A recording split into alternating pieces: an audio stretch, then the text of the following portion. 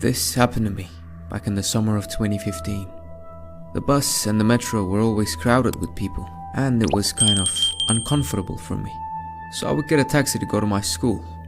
On top of that, for personal reasons, I felt the taxi was a safer option for me. Until that year.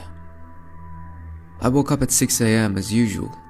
After picking up my lunch bag, I said goodbye to my mom and sister and ran towards the taxi. As soon as I got inside, I immediately sensed that something was a bit off. The taxi driver was a middle-aged man, maybe around his 50s. He had markings all over his skin and wide open eyes.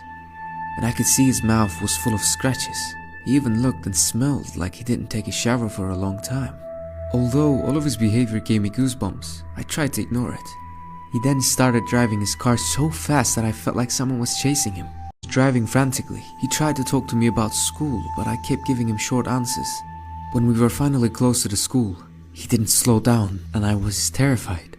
Finally, I realized that this man is not fit to be a driver at all. I opened the window and desperately screamed for help. All of a sudden, he took his pocket knife out and stabbed me in the leg. I felt a sharp pain in my leg, but didn't stop yelling for help. I don't remember when, but I passed out.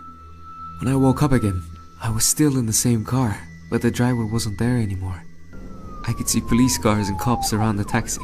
It turns out that some of my classmates saw me in the taxi getting far away from school, so they ended up calling 911. And the police ran after his car and eventually arrested him. After the commotion, the ambulance took me to a hospital with my mom and sister by my side. My leg was in a horrible condition that I needed surgery, so I had to stay for a week in the hospital. To this day, I still got the scar on my leg, and whenever I think of that incident, my heart drops. I wonder what would have happened to me if my classmates didn't see me in the taxi that day.